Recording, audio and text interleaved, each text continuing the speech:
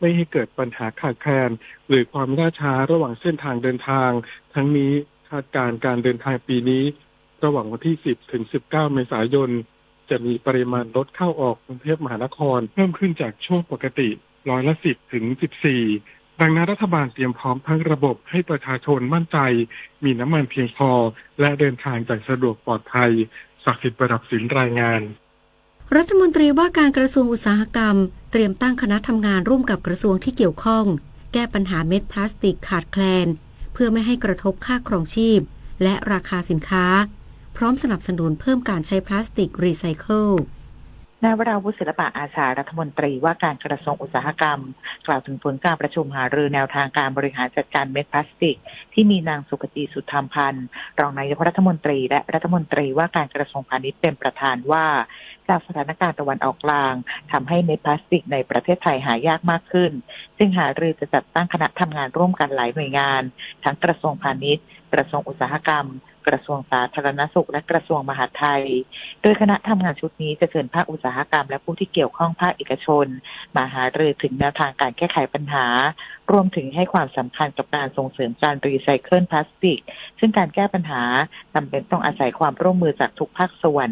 ดังนั้นคณะทำงานที่จัดตั้งขึ้นนี้จะเร่งหารือกับภาคอุตสาหกรรมเพื่อหาแนวทางดูแลราคาสินค้าและค่าครองชีพของประชาชนไม่ให้ปรับตัวสูงขึ้นในช่วงสถานการณ์ปัจจุบันผลิตนาถ ขวัญแสนสุขรายงาน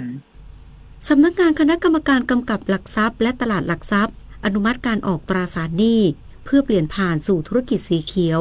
พร้อมยกระดับเปิดเผยข้อมูลความยั่งยืนนายอเนกอยู่ยืนรองเลขาธิการสำนักงานคณะกรรมการกำกับหลักทรัพย์และตลาดหลักทรัพย์หรือกลต.เปิดเผยว่า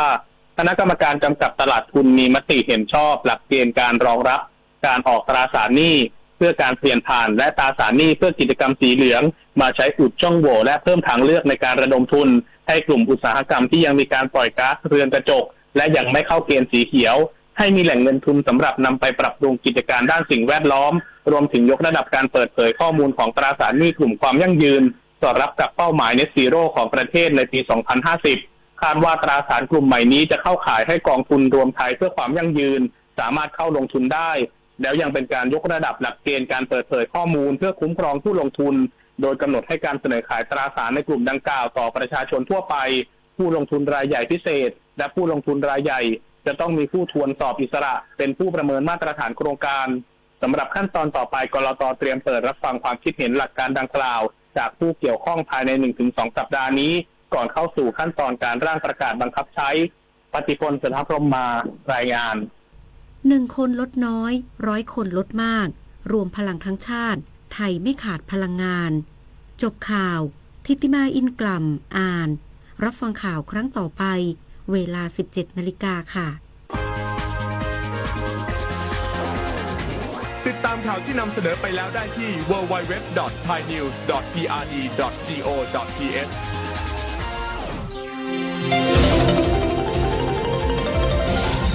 วิทยุแห่งประเทศไทย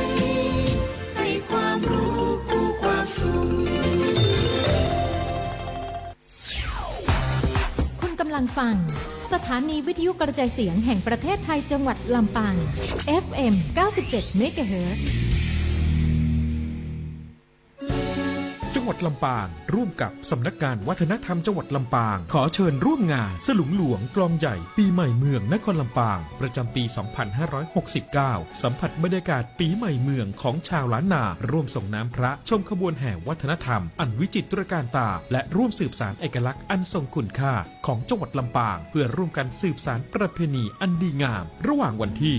8-14 เมษายนนี้วันที่ 8 เมษายนการประกวดตีกองปู่จาดนครลำปางชิงถ้วยพระราชทานสมเด็จพระกนิษฐาธิราชเจ้ากรมสมเด็จพระเทพรัตนราชสุดาสยามบรมราชกุมารีวันที่ 9 เมษายนพิธีเปิดงานสลุงหลวงกลองใหญ่ปีใหม่เมืองนครลำปางชมการแสดงแสงสีเสียงมหัศจรรย์ของปู่จาดล้านนาไทยเทิดไถองค์ราชันและพบกับศิลปินวงเดอะเพอวันที่ 10 เมษายนการประกวดตกแต่งหม้อสังขารและพบกับศิลปินวง SL Music วันที่ 11 เมษายนการประกวดเทพบุตรสลุงหลวงเทพธิดาสลุงหลวงชิงถ้วยพระราชทานทูลกระหม่อมหญิงอุบลรัตนราชกัญญาสิริวัฒนาพันนวดี 12 เมษายนขบวนแห่ง งานสลุงหลวงขบวนน้ำทิพย์13อำเภอวันที่13เมษายนขบวนแห่จุมพระคู่บ้านคู่เมืองและขบวนแห่ปีใหม่เมืองนครลำปางวันที่14เมษายนกิจกรรมลำปางวอเตอร์เกตณแนวถนนชัดชัยกิจกรรมวันไหลสาดน้ำม่วนใจที่ศพตุ๋ยหนาครั้งที่2และกิจกรรมอื่นๆอีกมากมายแล้วพบกัน 8-14 เมษายนนี้ที่ลำปาง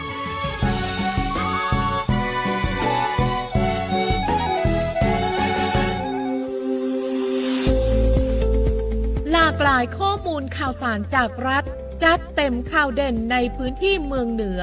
เวลาดี 4 โมงแรงในรายการอู้ข่าวเจ้าเหนือทางสถานีวิทยุแห่งประเทศไทยภาคเหนือตอนบน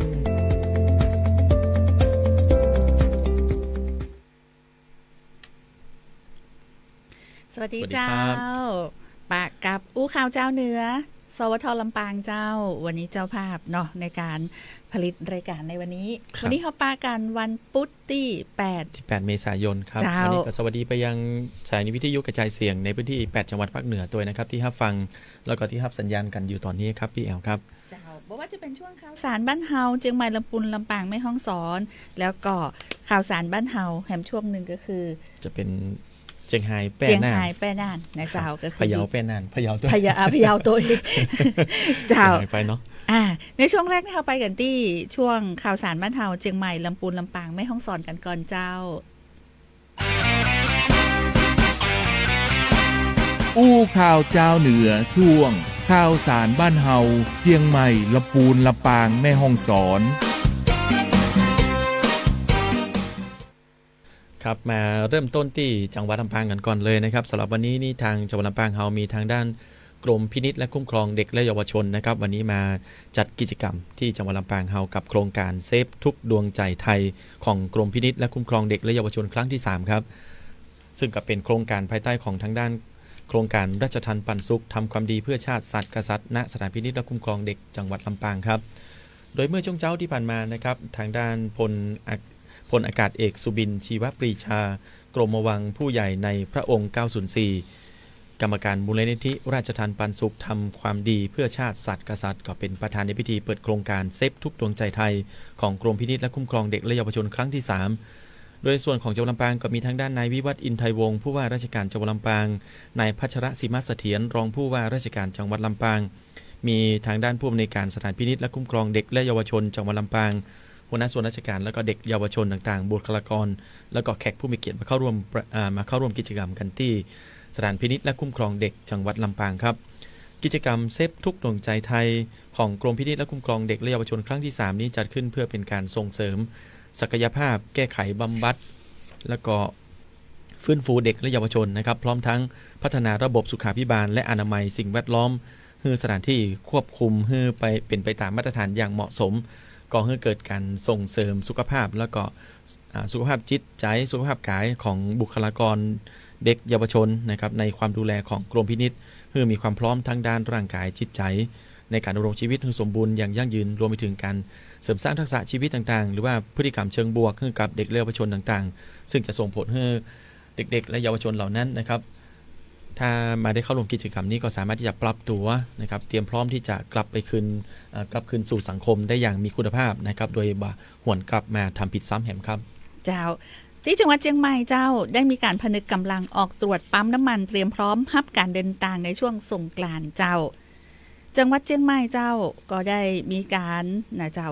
ตรวจสถานีบริการน้ำมันโดยนายสุชาติสุขสิทธิ์สรรพสามิตพื้นที่จังหวัดเชียงใหม่นะจ๊ะเพิ่งก็เปิดเผยเรื่องของต่างสำนักงานสรรพสามิตพื้นที่จังหวัดเชียงใหม่พร้อมด้วยสำนักงานพลังงานจังหวัดเชียงใหม่กอรมนจังหวัดเชียงใหม่และก็หน่วยงานที่เกี่ยวข้องเจ้าลงพื้นที่ในการตรวจสอบปริมาณน้ำมันและการให้บริการในสถานีบริการน้ำมันในเส้นทางหลักของจังหวัดเชียงใหม่เพื่อเตรียมความพร้อมรองรับการเดินทางในช่วงเทศกาลสงกรานต์สร้างความมั่นใจให้กับพ่อแม่พี่น้องประชาชนตลอดถึงนักท่องเที่ยวว่าน้ำมันบ่ขาดแคลนเจ้าก็ตามนโยบายรัฐบาลโดยกรมสรรพสามิตได้กำชับให้ทางสำนักงานสรรพสามิตทุกพื้นที่บูรณาการตรวจสอบสถานีบริการน้ำมันบนถนนเส้นทางหลักทั่วประเทศเพื่อป้องกันการขาดแคลนในช่วงวันที่6 ถึง 17 เมษายนนี้ซึ่งก็เป็นช่วงของ เทศกาลสงกรานต์และก็จะมีพี่น้องประชาชนเนี่ยเตียวต่างจำนวนนักโดยจังหวัดเชียงใหม่ได้กำหนดถนนสายหลัก4เส้นต่างได้แก่เชียงใหม่แม่อายเชียงใหม่ฮอดเชียงใหม่ดอยสะเก็ดและก็เส้นต่างเชียงใหม่ลำพูนภายหลังจากการลงพื้นที่ก็พบว่าทุกสถานีมีปริมาณน้ำมันเพียงพอต่อการรองรับการใช้งานได้อย่างต่อเนื่องตลอดช่วงเทศกาลสงกรานต์เจ้าและก็พร้อมฮือความร่วมมือในการรายงานข้อมูลอย่างต่อเนื่องทางนี้ก็ยังคงส่งเจ้าหน้าที่ลงพื้นที่ตรวจติดตามสถานการณ์ในทุกวันส่วนด้านพลังงานจังหวัดเชียงใหม่ก็ระบุว่าบัดเดี๋ยวนี้สถานการณ์น้ำมันในพื้นที่ปิกเข้าสู่ภาวะเกือบปกติแล้วนะเจ้าซึ่งสถานีบริการน้ำมันหลักทุกแบรนด์บ่พบปัญหาการขาดแคลนน้ำมันเหมือนช่วงก่อนหน้าหันและก็คาดว่าจะมีเพียงพอรองรับความต้องการในช่วงเทศกาลสงกรานต์ได้อย่างแน่นอนเจ้าทางนี้ก็ได้มีการดำเนินการสร้างความมั่นใจในการเดินทางช่วงเทศกาลสงกรานต์โดยมีน้ำมันเพียงพอรองรับทุกเส้นทางหลักในพื้นที่จังหวัดเชียงใหม่เจ้าครับไปต่อกันที่สวท.ฝางนะครับในพื้นที่อำเภอฝางเนี่ยครับทางด้านจังหวัดเชียงใหม่ก็ได้มีการยกระดับความร่วมมือระดับนานาชาติครับในการเร่งตรวจสอบแล้วก็วางมาตรการในการรับมือปัญหาสารปนเปื้อนในแม่น้ำกกในพื้นที่อำเภอแม่อายนะครับเพิ่นบอกว่ามีการชูแผนบูรณาการทุกภาคส่วนเพื่อฟื้นฟูสิ่งแวดล้อมและก็สร้างความเชื่อมั่นให้กับพี่น้องประชาชนด้วยครับโดยที่หอประชุมอบต.ท่าตอนที่อำเภอแม่อายจังหวัดเชียงใหม่นะครับทางด้านนายนิติปกรณ์แสงสุวรรณในอำเภอแม่อายก็ได้มีการมอบหมายทางด้านนายสมภพหน่อแก้วปลัดอำเภอฝ่ายความมั่นคงไปต้อนรับคณะผู้แทนจากองค์กรพัฒนาอุตสาหกรรมแห่งสหประชาชาติและก็คณะกงสุลใหญ่ญี่ปุ่นประจำนครเชียงใหม่นะครับในโอกาสที่ลงพื้นที่ไปศึกษาข้อเท็จจริงเกี่ยวกับปัญหาการปนเปื้อนในแม่น้ำกกเพื่อหาแนวทางในการแก้ไขในระดับสากลจากการลงพื้นที่ครับก็มีหน่วยงานที่เกี่ยวข้องมาร่วมให้ข้อมูลกันอย่างพร้อมเพรียงกันทั้งด้านสิ่งแวดล้อมสาธารณสุขเกษตรประมงและก็การท่องเที่ยวรวมไปถึงตัวแทนจากภาคประชาชนที่ได้รับผลกระทบในตำบลท่าตอนแล้วก็นอกจากนี้นะครับคณะยังได้เดินทางลงพื้นที่ไปตรวจสอบระบบประปาหมู่บ้านแล้วก็แหล่งน้ำการเกษตรที่จุดยุทธศาสตร์ได้แก่ที่บ้านใหม่หมอกจามบ้านวังไผ่บ้านศพกกเพื่อฟังเสียงสะท้อนจากชาวบ้านที่ได้รับผลกระทบหรือว่าได้รับความเดือดร้อนจากเหตุที่เกิดขึ้นครับเจ้ายังด้วยเชียงใหม่เจ้าตีฝางเจ้าก็ลำปูนลำปูนเจ้าพาณิชย์ลำปูนบูรณาการร่วมต่างคณะทำงานตรวจสอบเครื่องเล่นฉีดน้ำที่มีลักษณะเป็นกระบอกสูบและกระจายแห่งอัดกระแทกน้ำในกระบอกสูบโดยตรงในช่วงเทศกาลสงกรานต์นี้เจ้าซึ่งทางด้านนางสาวจุฬารัตน์นุ่มนิ่มพาณิชย์จังหวัดลำพูนมอบหมายให้ทางด้านนางสาวศศิธรริ้วทองหัวหน้ากลุ่มกำกับและพัฒนาเศรษฐกิจการค้าบูรณาการร่วมกับสำนักงานคณะอนุกรรมการคุ้มครองผู้บริโภคประจำจังหวัดลำพูนผู้แทนเกษตรและสหกรณ์จังหวัดลำพูนผู้แทนสาธารณสุขจังหวัดลำพูนผู้แทนผู้บังคับการตำรวจจังหวัดลำพูนผู้แทนอุตสาหกรรมจังหวัดลำพูนผู้แทนสำนักงานพระพุทธศาสนาจังหวัดลำพูนและก็เทศบาลในพื้นที่ลงพื้นที่ตรวจสอบผู้ประกอบการธุรกิจประเภทการจำหน่ายเครื่องเล่นฉีดน้ำที่มีลักษณะเป็นกระบอกสูบและกระจายแห่งอัดกระแทกน้ำในกระบอกสูบโดยตรงประจำปีงบประมาณ 2569 ในพื้นที่อำเภอเมืองลำพูนและก็อำเภอป่าสางเจ้าซึ่งสินค้าดังกล่าวนี่ถือว่าทางคณะกรรมการคุ้มครองผู้บริโภคเนี่ยได้มีคำสั่งห้ามขายสินค้าเครื่องเล่นฉีดน้ำที่มีลักษณะเป็นกระบอกสูบหรือว่าใจแรงอัดกระแทกน้ำในกระบอกสูบโดยตรงเพราะอันยังก็ได้มีการป้องปรามไปละว่าบางผู้ประกอบการเนี่ยฉวยโอกาสปรับขึ้นราคาในช่วงเทศกาลสงกรานต์โดยบ่มีเหตุผลอันสมควรและคือแสดงราคาจำหน่ายโดยการลงพื้นที่กับบ่พบการกระทำผิดแต่อย่างใดเจ้าผู้ประกอบการให้ความร่วมมือเป็นอย่างดีมีการติดป้ายแสดงราคาสินค้าอย่างถูกต้องครบถ้วนและก็ราคาจำหน่ายอยู่ในเกณฑ์ปกติทั้งนี้หากผู้บริโภคไม่ได้รับความเป็นธรรมในราคาสินค้าและบริการสามารถแจ้งเรื่องร้องเรียนได้ที่สำนักงานพาณิชย์จังหวัดลำพูนเจ้าโทรศัพท์053-461-489หรือว่าสายด่วน1569เจ้าครับไปที่แม่ฮ่องสอนนะครับที่แม่ฮ่องสอนนั้นท่านผู้ว่าราชการจังหวัดแม่ฮ่องสอนก็ได้มีการเรียกประชุมหน่วยงานที่เกี่ยวข้องเรื่องของการติดตามสถานการณ์หมอกควันไฟป่าอย่างใกล้ชิดนะครับพร้อมกำชับเดินหน้ามาตรการควบคุมอย่างเข้มข้นในพื้นที่เสี่ยงนะครับ โดยเมื่อช่วงเช้าที่ผ่านมานะครับที่ห้องประชุมองค์การบริหารส่วนจังหวัดแม่ฮ่องสอนนั้นทางด้านนายวิบูลย์แววบัณฑิตผู้ว่าราชการจังหวัดแม่ฮ่องสอนก็ได้มีการเรียกประชุมนะครับหน่วยงานต่างๆที่เกี่ยวข้องเพื่อติดตามสถานการณ์ไฟป่าหมอกควันและฝุ่นละอองขนาดเล็กในพื้นที่จังหวัดแม่ฮ่องสอนโดยมีทางด้านนายอุดมศักดิ์ขาวหนูนารองผู้ว่าราชการจังหวัดแม่ฮ่องสอนนะครับหัวหน้าส่วนราชการและก็ผู้แทนจากหน่วยงานต่างๆมาเข้าร่วมประชุมกันซึ่งที่ประชุมนะครับก็ได้รายงานสถานการณ์สภาพอากาศและก็คุณภาพอากาศในพื้นที่สถิติจุดความร้อนต่างๆตั้งแต่ห่วงวันที่1มกราคมเป็นต้นมาจนถึงวันที่7เมษายนรวมถึงนะครับการชี้เป้าจุดพื้นที่เสี่ยงต่างๆที่เกิดไฟป่าโดยเฉพาะพื้นที่วิกฤตก็ได้แก่ที่อำเภอปายอำเภอเมืองแม่ฮ่องสอนแล้วก็แม่เสรียงรวมไปถึงการติดตามผลการดำเนินงานตามการป้องกันและแก้ไขปัญหาไฟป่าทั้งด้านการประชาสัมพันธ์การบริหารจัดการเชื้อเพลิงการลาดตระเวนการเฝ้าระวังต่างๆในพื้นที่ทั้งป่าชุมชนป่าสงวนแห่งชาติหรือว่าป่าตามกฎหมายต่างๆรวมไปถึงมาตรการลดฝุ่นในเขตเมืองการดูแลสุขภาพประชาชนแล้วก็การจัดการวัสดุที่เหลือใช้ทางการเกษตรไว้ตัวนะครับนอกจากนี้นะครับก็ยังได้มอบเครื่องเป่าลมจำนวน3เครื่องด้วยกันนะครับจากบริษัทเครือเจริญโภคภัณฑ์เพื่อนำไปสนับสนุนภารกิจควบคุมไฟป่าในพื้นที่อำเภอเมืองแม่ฮ่องสอนอำเภอปายและก็อำเภอแม่เสรียงด้วยครับก็ยังอยู่ที่แม่ฮ่องสอน เนาะคันนี้ถูกนะจังหวัดแม่ฮ่องสอนนะไปแม่เสรียงเจ้า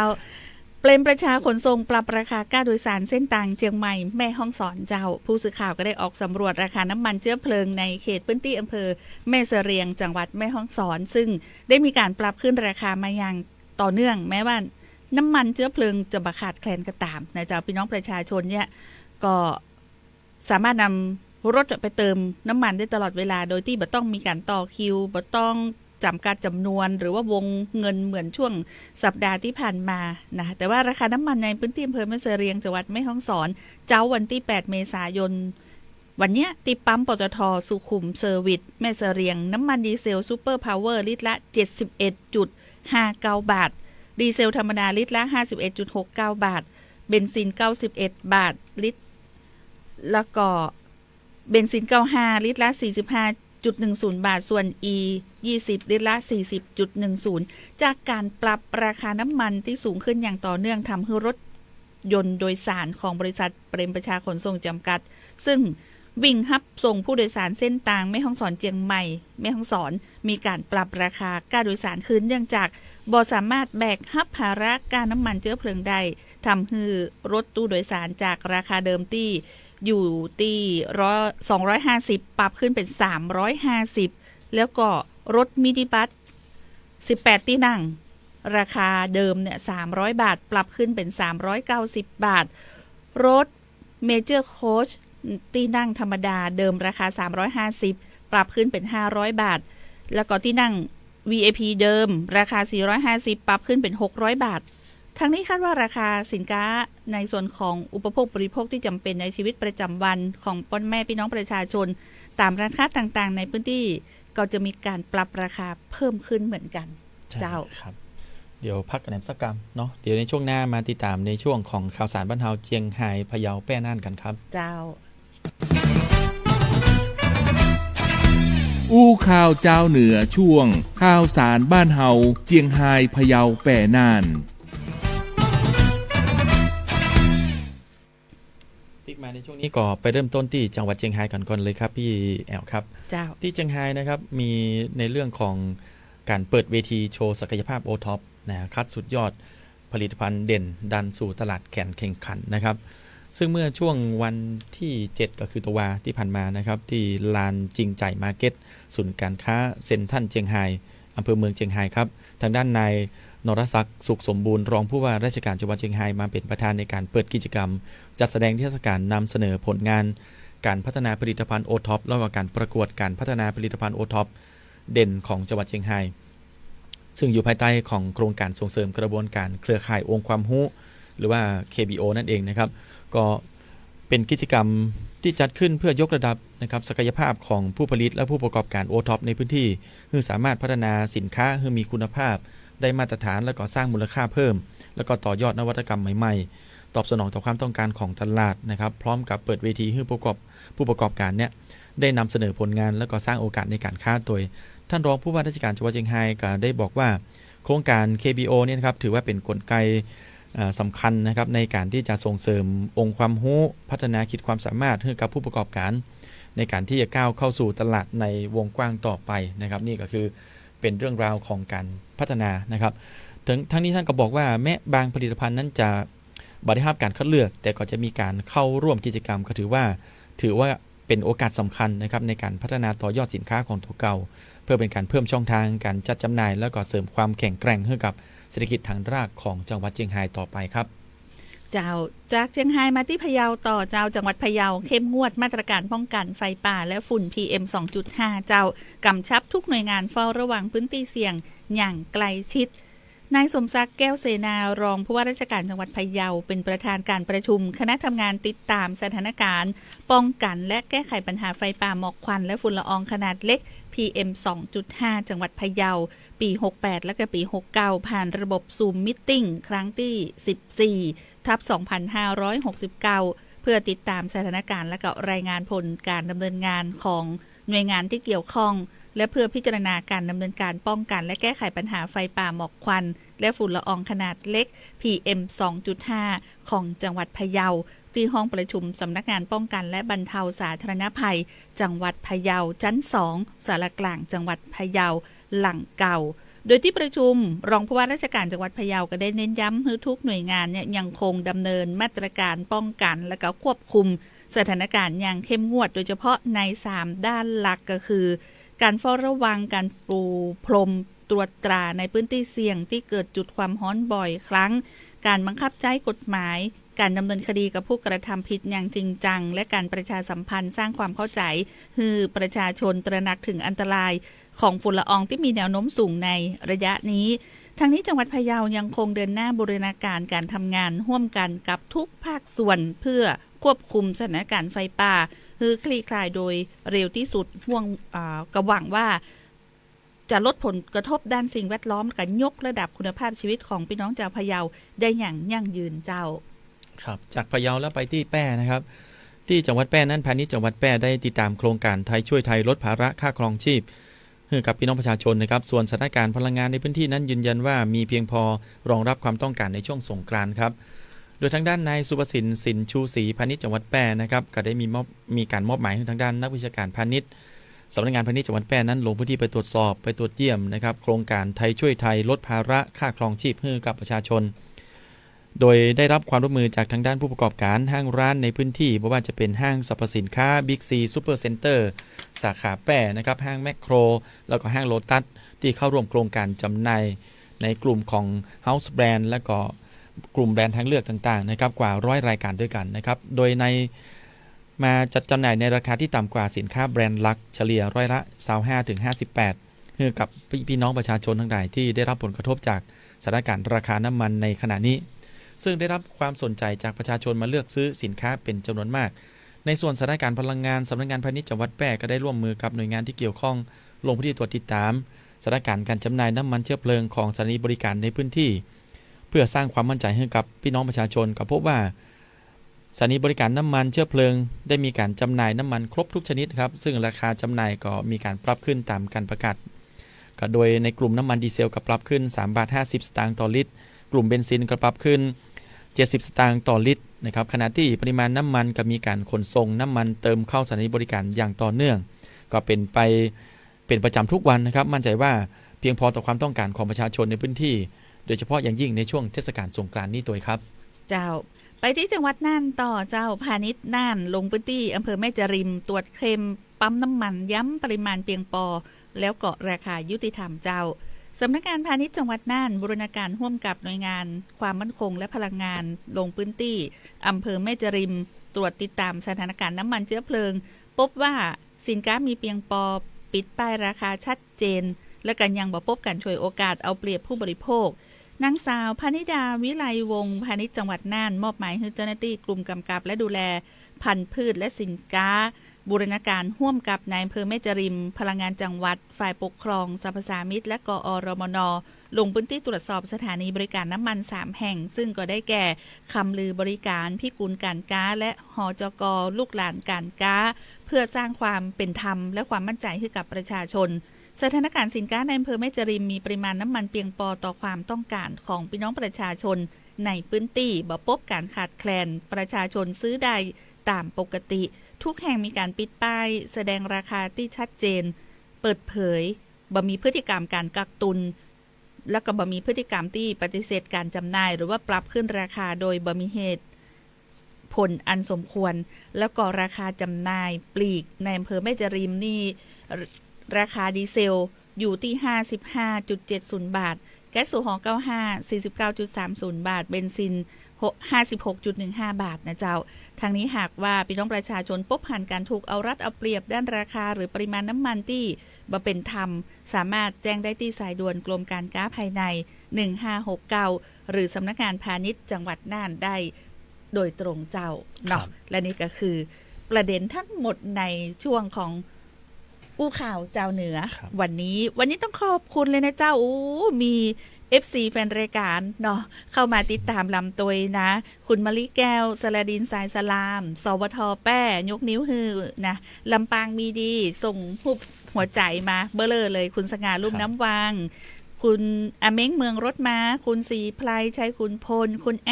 ดนะเจ้าสวัสดีน้องแอลและน้องบรรหารหนุ่มเมืองขอนสงกรานต์นี้อากาศร้อนไม่แผ่วอีนะร้อนแดดฮ้อนขนาดอีนะเจ้า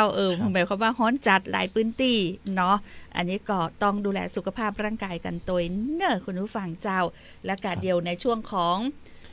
ใต้ร่มพระบารมีนะครับรายการพิเศษนี้ก็เดี๋ยวไปติดตามกันในช่วงหลังก็แล้วกันเนาะเจ้าวันนี้พบกับทางสวทสระแก้วเจ้าวันนี้เฮาทั้งสองคนข้าเจ้าชุติการเราชัยผมบรรหารสุยะนะครับต้องลาไปก่อนสวัสดีเจ้าสวัสดีครับ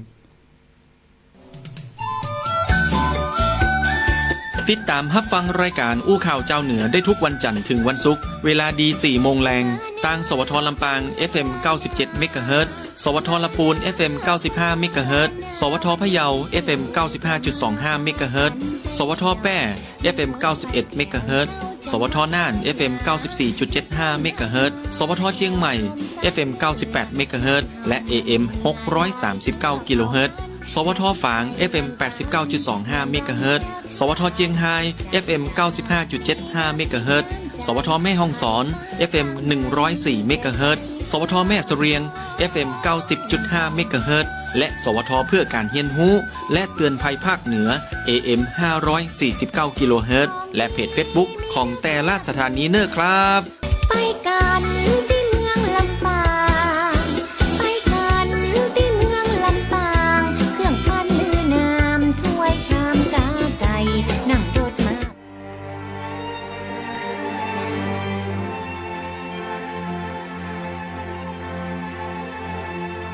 สถานีวิทยุกระจายเสียงแห่งประเทศไทย70สถานีทั่วทุกภูมิภาคเสนอรายการใต้ร่มพระบารมีพระพันปีหลวง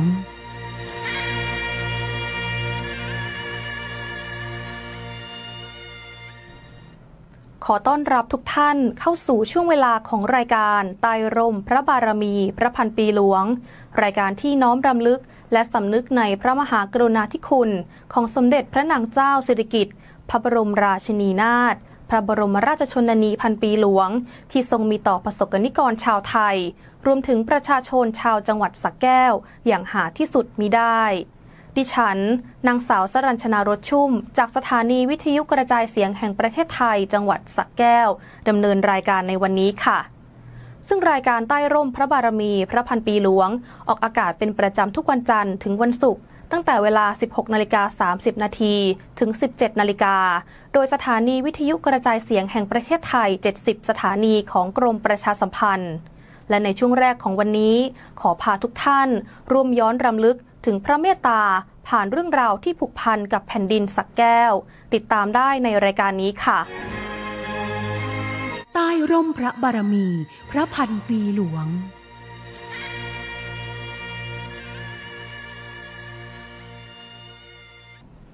ย้อนกลับไปกว่า50ปีที่ผ่านมาจังหวัดสระแก้วยังเป็นพื้นที่ชายแดนที่ห่างไกลแต่ได้รับพระมหากรุณาธิคุณอย่างหาที่สุดมิได้ในพุทธศักราช 2513 และ 2514 สมเด็จพระนางเจ้าสิริกิติ์พระบรมราชินีนาถ พระบรมราชชนนีพันปีหลวงเสด็จพระราชดำเนินพร้อมพระบาทสมเด็จพระเจ้าอยู่หัวรัชกาลที่ 9 เยี่ยมประสบกนิกรชาวไทยตามแนวชายแดนไทยกัมพูชาพระเมตตาจากวันนั้นได้ต่อยอดเป็นการพัฒนาชุมชนและยังคงอยู่ในหัวใจของชาวจังหวัดสระแก้วตราบจนถึงทุกวันนี้ขอนำทุกท่านเข้าสู่ช่วงตามรอยพระเมตตา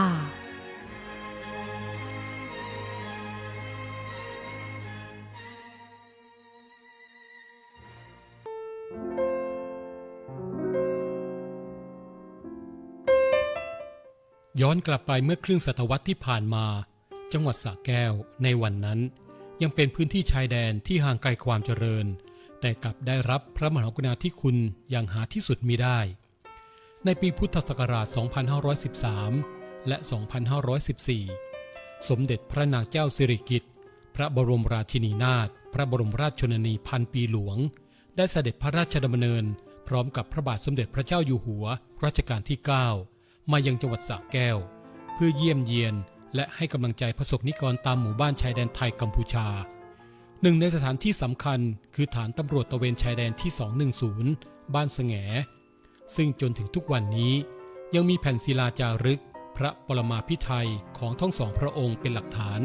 แห่งพระเมตตาและความผูกพันอันแน่นแฟ้นกับประชาชนในพื้นที่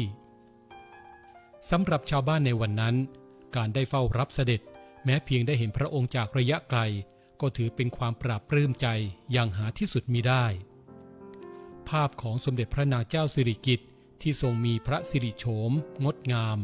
และพระอิริยาบถอ่อนโยนยังคงอยู่ในความทรงจำของผู้คนมิรู้เลือนพระมหากรุณาธิคุณไม่ได้หยุดอยู่เพียงการเสด็จเยี่ยมหากยังต่อยอดเป็นการพัฒนาที่เป็นรูปธรรมเมื่อชาวบ้านได้น้อมเกล้าขอพระราชทานการสร้างอุโบสถซึ่งถือเป็นศูนย์รวมจิตใจของชุมชนพระองค์ทรงรับสั่งให้หน่วยงานที่เกี่ยวข้องเข้าช่วยเหลือจนการก่อสร้างแล้วเสร็จจากอุโบสถไม้หลังเดิมสู่พระอุโบสถถาวรที่มั่นคงและเป็นศูนย์รวมศรัทธาของชาวบ้านแสงมาจนถึงปัจจุบันสำหรับเด็กนักเรียนในวันนั้นการได้เข้าเฝ้าใกล้ชิดการได้ถวายของพื้นบ้านอย่างเรียบง่ายและการได้ยินพระราชดำรัสที่ทรงสอบถามถึงความเป็นอยู่คือความทรงจำอันล้ำค่าที่ติดอยู่ในหัวใจตลอดชีวิตแม้ต่อมาจะเกิดเหตุการณ์ความไม่สงบตามแนวชายแดนจนไม่อาจเสด็จพระราชดำเนินเยี่ยมเยือนได้อีกแต่พระเมตตาได้อย่างรากลึกอยู่บนผืนแผ่นดินจังหวัดสระแก้ววันนี้พระอุโบสถของวัดทับเสด็จ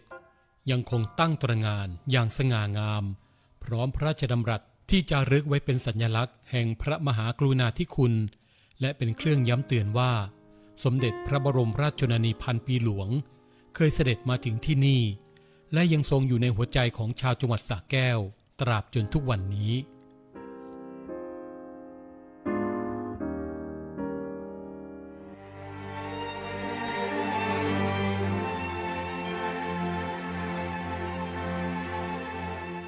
ภาพถ่ายเก่าไม่เพียงบันทึกเรื่องราวในอดีตหากยังเป็นพยานแห่งพระเมตตาและพระวิสัยทัศน์จังหวัดสระแก้วคือหนึ่งในพื้นที่ที่ได้รับพระมหากรุณาธิคุณอย่างหาที่สุดมิได้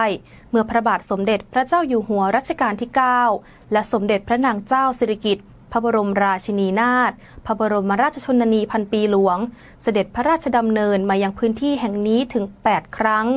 การเสด็จแต่ละครั้งคือจุดเริ่มต้นของการพัฒนาที่นำไปสู่โครงการสำคัญและคุณภาพชีวิตที่ดีขึ้นของประชาชนขอเชิญทุกท่านร่วมย้อนเวลาไปกับช่วงภาพเก่าเล่าเรื่องช่วงภาพเก่าเล่าเรื่อง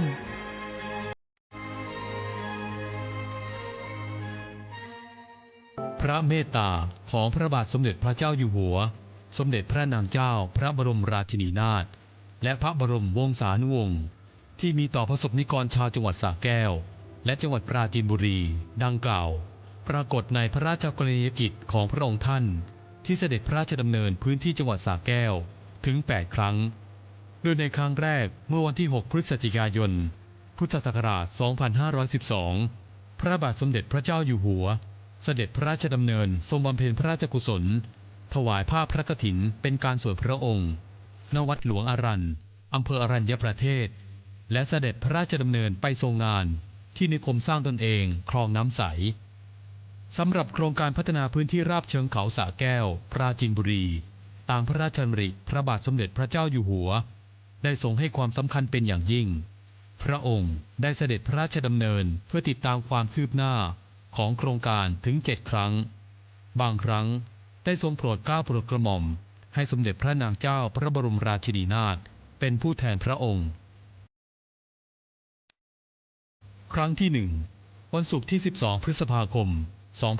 2521 ทรงเสด็จพระราชดำเนินณโครงการอ่างเก็บน้ำห้วยชันพระราชดำเนินไปทอดพระเนตรบริเวณหัวงานของชลประทานทรงฟังบรรยายสรุปการดำเนินการก่อสร้างสันเขื่อนตลอดจนบริเวณพื้นที่จะทำขยายพันธุ์พืชแล้วเสด็จพระราชดำเนินเข้าไปในฐานปฏิบัติการร2122 พระราชทานถุงของขวัญ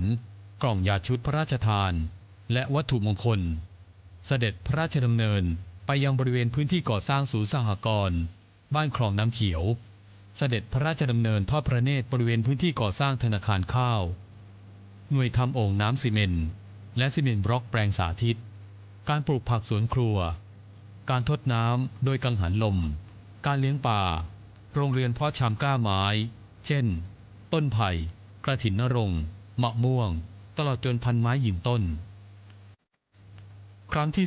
2 วันเสาร์ที่ 30 มิถุนายน 2522 เสด็จพระราชดำเนินโครงการอ่างเก็บน้ำท่ากระบากเสด็จไปทรงเปิดอาคารสหกรณ์การเกษตรคลองน้ำเขียวบ้านคลองน้ำเขียวเสด็จพระราชดำเนินทอดพระเนตรฝายน้ำล้นและโครงการอ่างเก็บน้ำบ้านคลองทรายครั้งที่ 3 วันอังคารที่ 8 กรกฎาคม 2523 พระบาทสมเด็จพระเจ้าอยู่หัวและสมเด็จพระนางเจ้าพระบรมราชินีนาถพร้อมด้วยสมเด็จพระเทพรัตนราชสุดาสยามบรมราชกุมารีและสมเด็จพระเจ้าลูกเธอเจ้าฟ้าจุฬาภรณ์วลัยลักษณ์เสด็จพระราชดำเนินโรงเรียนร่มเกล้าบ้านคลองทรายอำเภอวัฒนานครพระราชทานของขวัญและอุปกรณ์การเรียนตลอดจนเครื่องแบบนักเรียนแก่ผู้แทนครูและนักเรียนและเสด็จพระราชดำเนินทอดพระเนตรกิจกรรมของโครงการฝึกอาชีพอุตสาหกรรมในครัวเรือนตามโครงการพระราชดำริเสด็จพระราชดำเนินไปยังธนาคารข้าวเพื่อพระราชทานข้าวสารแก่คณะกรรมการธนาคารและพระราชทานกระบือจำนวน14 ตัวแก่ผู้แทนหมู่บ้านโครงการเสด็จพระราชดำเนินไปทอดพระเนตรโครงการปลูกไผ่เพื่อส่งเสริมศิลปาชีพในเนื้อที่350 ไร่และทรงปลูกไผ่ไว้เป็นที่ระลึกเสด็จพระราชดำเนินโครงการหมู่บ้านป่าไม้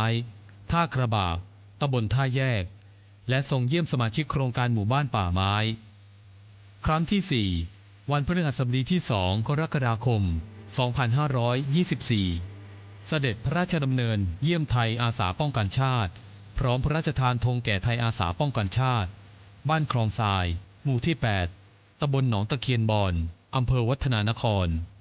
เสด็จพระราชดำเนินด้วยพระบาทเยี่ยมราษฎรในหมู่บ้านคลองทราย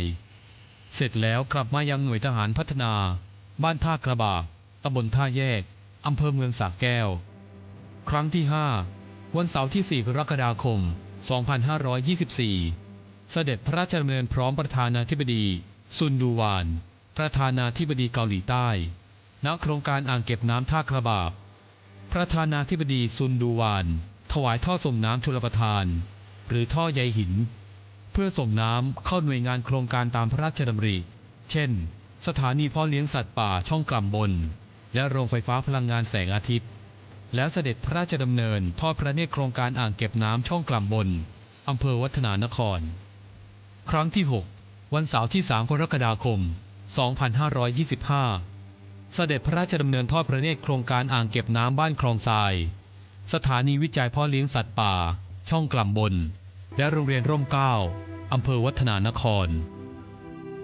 ครั้งที่ 7 วันพุธที่ 15 ธันวาคม 2542 สมเด็จพระนางเจ้าพระบรมราชินีนาถเสด็จพระราชดำเนินพระองค์เดียวมายังหน่วยทหารพัฒนาบ้านท่ากระบากต ตำบลท่าแยกอำเภอเมืองสระแก้วเสด็จพระราชดำเนินหว่านข้าวณแปลงสาธิตของหน่วยทหารพัฒนาบ้านท่ากระบากตำบลท่าแยกเปิดสหกรณ์นิคมคลองทรายคลองคันโทและเยี่ยมราษฎรในพื้นที่โครงการณโรงเรียนร่มเกล้าพระมหากรุณาธิคุณของพระบาทสมเด็จพระเจ้าอยู่หัวที่ทรงพระราชทานแก่ประสบนิกรชาวจังหวัดสระแก้วดังกล่าวยังอยู่ในความทรงจำของประสบนิกรชาวจังหวัดสระแก้วข้าราชการฝ่ายปกครองทหารและตำรวจที่ได้มีโอกาสเฝ้าทูลละอองธุลีพระบาทและถวายงานอย่างหาที่เปรียบมิได้ตลอดจนถึงปัจจุบัน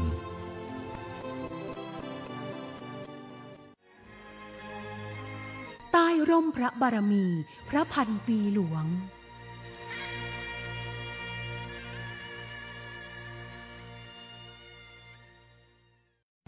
จากภาพแห่งความทรงจำในอดีตพระมหากรุณาธิคุณมิได้หยุดอยู่เพียงวันเวลาแห่งการเสด็จหากยังสืบทอดเป็นงานพัฒนาที่งอกงามมาจนถึงปัจจุบันสมเด็จพระนางเจ้าสิริกิติ์พระบรมราชินีนาถพระบรมราชชนนีพันปีหลวงทรงสนับสนุนงานศิลปาชีพการปลูกหม่อนเลี้ยงไหมและการอนุรักษ์ภูมิปัญญาท้องถิ่นเพื่อสร้างอาชีพสร้างรายได้และศักดิ์ศรีให้กับประชาชนจังหวัดสระแก้วคือพื้นที่ที่พระราชปณิธานได้อย่างรากจากพระเมตตาสู่ความมั่นคงของชุมชนอย่างยั่งยืนขอนำทุกท่านเข้าสู่ช่วงสานต่อพระราชปณิธาน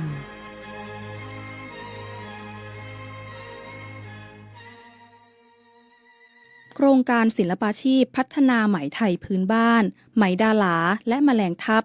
มูลนิธิส่งเสริมศิลปาชีพในสมเด็จพระนางเจ้าสิริกิติ์พระบรมราชินีนาถตั้งอยู่ที่ตำบลสระแก้วอำเภอเมืองสระแก้วจังหวัดสระแก้วได้ร่วมสืบสานพระราชปณิธานอันทรงคุณค่าคุณบุญนิสามาคงนักวิชาการเกษตรชำนาญการได้สะท้อนถึงการสานต่อพระราชปณิธานผ่านโครงการศิลปาชีพโดยเฉพาะการอนุรักษ์และต่อยอดไหมไทยพื้นบ้านไหมดาหลาและแมลงทับซึ่งไม่เพียงเป็นมรดกทางวัฒนธรรมของท้องถิ่นแต่ยังเป็นการสร้างอาชีพสร้างรายได้และคุณค่าให้กับชุมชนอย่างยั่งยืนโครงการตรงนี้นะคะจะมีการส่งเสริมแล้วก็เป็นส่วนสาธิตเพื่อที่จะให้เกษตรกรเรียนรู้ด้านการเลี้ยงไหมพันธุ์ไทยพื้นบ้านการเลี้ยงไหมดาหลาแล้วก็การเลี้ยงแมลงทับซึ่งพระองค์ท่านน่ะมีพระราชปณิธานว่าอยากให้ตรงนี้ค่ะเป็นจุดเรียนรู้ซึ่งพระองค์ท่านกลัวว่าแมลงทับจะสูญหายไปจากประเทศไทยเนื่องจากว่าภูมิประกาศมันเปลี่ยนไปมีการทำลายป่าไม้มากขึ้นซึ่งแมลงทับเนี่ยถิ่นที่อยู่ของเขาก็คือป่าไม้เนี่ยค่ะท่านกลัวว่าตรงนี้จะสูญหายไปแมลงทับจะสูญหายไปก็เลยมีดำริให้มีการเลี้ยงแมลงทับตรงนี้ขึ้นมาค่ะส่วนไหมพันธุ์ไทยพื้นบ้านอันนี้เราจะต้องอนุรักษ์เพราะว่าปัจจุบันน่ะแนวโน้มของการเลี้ยงไหมปลูกหม่อนเลี้ยงไหมของเกษตรกรนะคะจะอิงที่ราคาของเส้นไหมราคาของรังไหมก็คือความต้องการตลาดของไหมตอนนี้มันสูงมากเพราะฉะนั้นก็คือพอสูงแต่ว่าไหมพันธุ์ไทยพื้นบ้านอาจจะผลิตได้น้อยกิโลกรัมก็คือจำนวนน้อยกว่าไหมพันธุ์ไทยปรับปรุง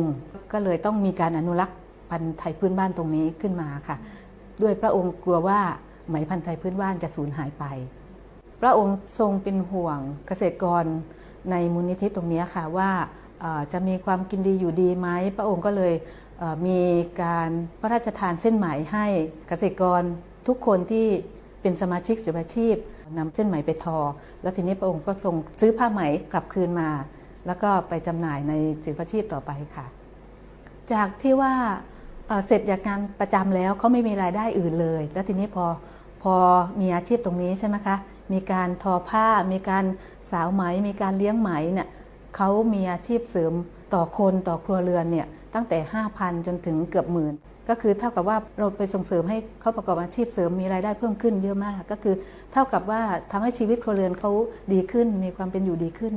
คืออยากเชิญชวนเกษตรกรเพราะว่าตอนนี้มันไม่ใช่แค่การอนุรักษ์แล้วมันเป็นการสร้างอาชีพเลยคิดว่าพอมีพื้นที่เหมาะสำหรับการปลูกหม่อนด้วยทักษะการเลี้ยงไหมเนี่ยมันเป็นทักษะเฉพาะก็เราพร้อมที่จะไปส่งเสริมไปแนะนำขอแค่เขาพร้อมที่จะ เข้ามาในอาชีพตรงนี้เข้ามาประกอบอาชีพตรงนี้เราพร้อมที่จะสนับสนุนส่งเสริมค่ะก็นอกจากนี้ยังมีการไปส่งเสริมให้ความรู้ของเกษตรกรต่ออีกในการพัฒนาลวดลายผ้าในการพัฒนาการทอผ้าในการย้อมสีเส้นไหมทั้งสีเคมีสีธรรมชาติเพื่อให้เป็นมิตรกับสิ่งแวดล้อมค่ะเรียกว่าไปส่งเสริมให้ความรู้ทักษะทั้งเนี่ยการฟอกย้อมสีเส้นไหมด้วยวัสดุธรรมชาติและเคมีที่เป็นมิตรกับสิ่งแวดล้อมไปให้ความรู้เกี่ยวกับทักษะการเลือกเส้นไหมที่เอานำมาทอเป็นผ้าการสาวไหมการเลี้ยงไหมการมัดหมี่ภูมิใจมากภูมิใจที่ได้ช่วยเหลืองานพระองค์ท่านได้สืบทอดงานพระราชปณิธานของพระองค์ท่านค่ะภูมิใจเพราะเราเป็นส่วนหนึ่งที่เหมือนเป็นสะพานเรานำความรู้องค์ความรู้ที่เรามีไปส่งเสริมเกษตรกรที่เป็นสมาชิกใน10อาชีพที่ภายใต้พระองค์ท่านดูแลค่ะจากวันนั้นสู่วันนี้พระราชดำริยังคงได้รับการสานต่อผ่านงานศิลปาชีพการปลูกหม่อนเลี้ยงไหมและโครงการอันเกิดจากพระเมตตาที่ช่วยสร้างอาชีพสร้างรายได้และอนุรักษ์ภูมิปัญญาท้องถิ่นของชาวจังหวัดสระแก้วเรื่องราวทั้งหมดนี้คือบทพิสูจน์ว่าพระมหากรุณาธิคุณมิได้สิ้นสุดลงพร้อมกับการเวลาหากยังคงอยู่ในชีวิตความเป็นอยู่และความทรงจำของประชาชนตราบจนถึงทุกวันนี้ในนามของรายการใต้ร่มพระบารมีพระพันปีหลวงขอน้อมสำนึกในพระมหากรุณาธิคุณเป็นล้นพ้นสำหรับวันนี้ขอขอบคุณทุกท่านที่ติดตามรับฟังที่นี่สถานีวิทยุกระจายเสียงแห่งประเทศไทยจังหวัดสระแก้วผลิตรายการภายใต้การอำนวยการผลิตของผู้อำนวยการสำนักงานประชาสัมพันธ์ที่7นายคีรีวัฒน์อ้นพร้อมและนายวันลบเขียวพึ่งผู้อำนวยการสถานีวิทยุกระจายเสียงแห่งประเทศไทยจังหวัดสระแก้วในวันพรุ่งนี้สามารถติดตามรับชมรับฟังรายการใต้ร่มพระบารมีพระพันปีหลวงจากสถานีวิทยุกระจายเสียงแห่งประเทศไทยจังหวัดเพชรบุรีสำหรับวันนี้ดิฉันนางสาวสรัญชนารสชุ่มและทีมงานสวท.สระแก้วขอลาทุกท่านไปก่อนสวัสดีค่ะ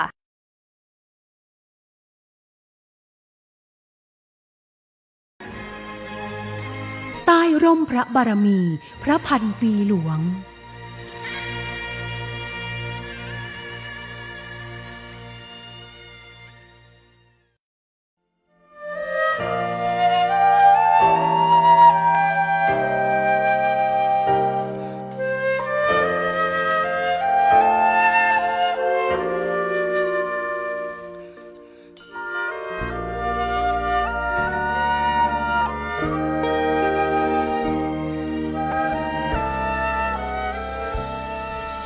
ศิลปะการปักผ้าที่แสดงถึงเอกลักษณ์ของความเป็นไทย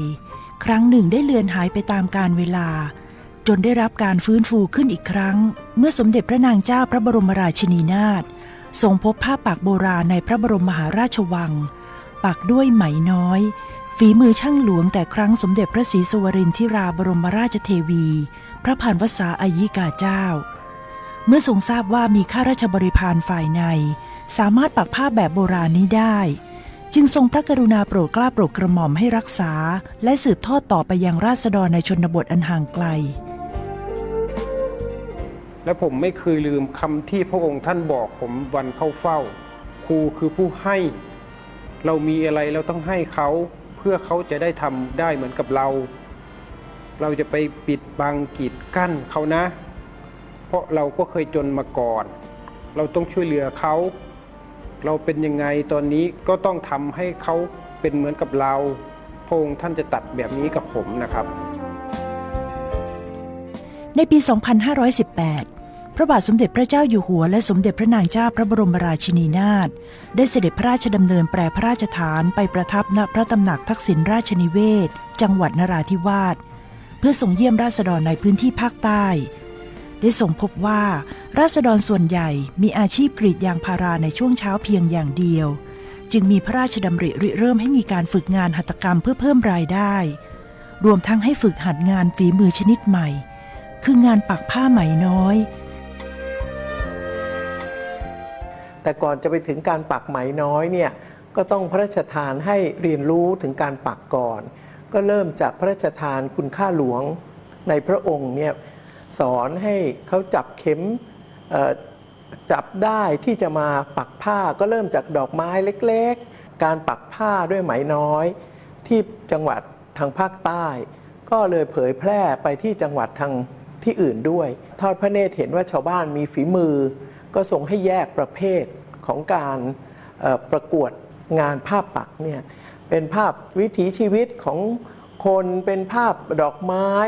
แล้วภาพบึงบัวนี่พระองค์ท่านโปรดมากนะคะจากจุดเริ่มต้นของงานปักผ้าแบบโบราณจวบจนถึงทุกวันนี้ผลงานอันวิจิตรจึงเป็นประจักษ์พยานแห่งพระวิริยะอุตสาหะอย่างยิ่งยวดของสมเด็จพระนางเจ้าพระบรมราชินีนาถที่จะทรงรักษาการปักผ้าแบบโบราณให้คงอยู่เป็นมรดกทางศิลปะอันล้ำค่าจึงเปรียบเสมือนสายใยแห่งความรักที่ทรงมีต่อราษฎรที่อยู่ในพื้นที่ห่างไกลเช่นชาวไทยภูเขาในภาคเหนือที่ได้รับพระมหากรุณาธิคุณเสด็จพระราชดำเนินไปทรงเยี่ยมและทอดพระเนตรเห็นความงดงามของเครื่องแต่งกายชาวไทยภูเขาเผ่าต่างๆที่เป็นอัตลักษณ์เฉพาะเผ่ามีการปักลวดลายและประดับประดาด้วยเม็ดลูกเดือยเครื่องเงินสะท้อนถึงคติความเชื่อของแต่ละเผ่าจนถึงรูปแบบลวดลายที่สั่งสมมาตั้งแต่บรรพบุรุษสีนี้ฉันก็ชอบสีนี้ยังไม่มีเลยนะสีนี้ก็สวยฝรั่งคงชอบมากอย่างไรก็ตามด้วยการพัฒนาตามวิถีสังคมเมืองทำให้ค่านิยมของการแต่งกายประจำเผ่านี้ถูกทดแทนด้วยเสื้อผ้าสมัยใหม่จึงทรงพระกรุณาโปรดเกล้าโปรดกระหม่อมให้ชาวไทยภูเขาแต่ละเผ่าฟื้นฟูงานทอผ้างานปักผ้าตามภูมิปัญญาและให้อยู่ในโครงการศิลปาชีพรอยยิ้มและดวงตาที่เปี่ยมไปด้วยความสุขของชาวไทยภูเขาเผ่ากะเหรี่ยงสกอร์จังหวัดแม่ฮ่องสอนที่ได้รับพระมหากรุณาธิคุณนั้นจึงเป็นเครื่องยืนยันถึงความรักและสายใยที่สมเด็จพระนางเจ้าพระบรมราชินีนาถทรงมีต่อชาวไทยภูเขาผ่านการถักทอด้วยความรักจากหัวใจขอบพระคุณพระองค์ท่านที่มาช่วยป้าซึ่งเป็นชาวเขาซึ่งไม่รู้จะทำอะไรท่านก็มาและแนะนำช่วยเหลือทุกอย่างรู้สึกดีใจภูมิใจที่เกิดมาเป็นคนไทย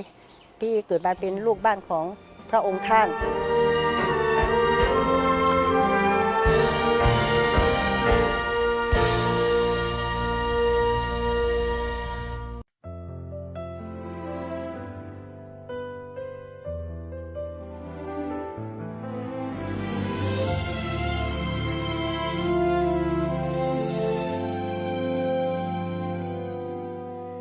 ฉันยังจำได้ดีสุรเสียงที่แสนอ่อนหวานรอยยิ้มที่เปี่ยมเมตตาเป็นแสงฟ้าที่ยังอุ่นใจทุกทีที่ท่านไปด้วยใจที่ยิ่งใหญ่เปลี่ยนผ้าไหมพื้นป่าให้ช่วยชีวิตวันนี้สายน้ำไหลไปไม่มีวันหวนคืนกลับมา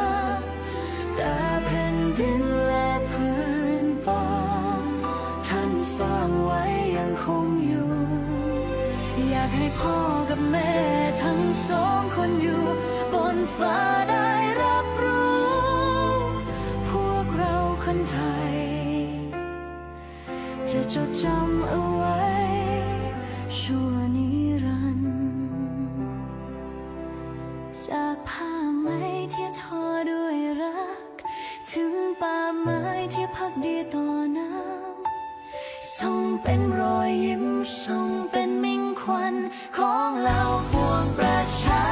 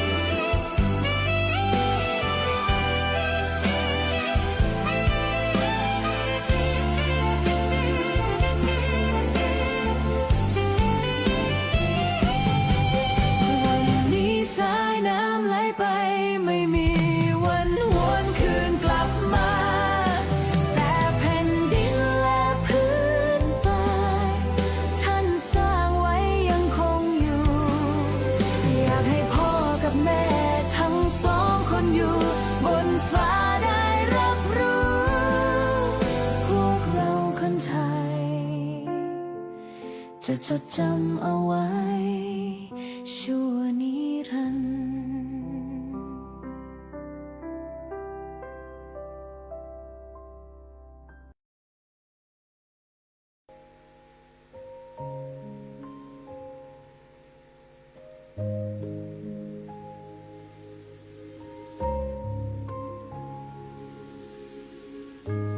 ดังสายทา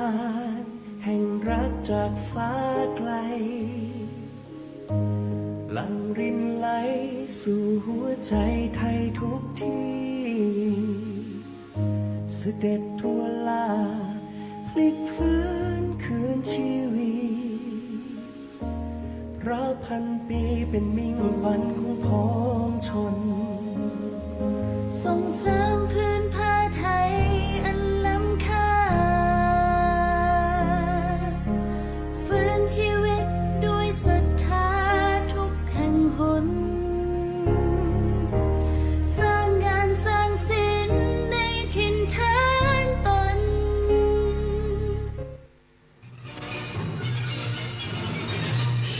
สถานีวิทยุกระจายเสียงแห่งประเทศไทยและเครือข่ายทั่วประเทศ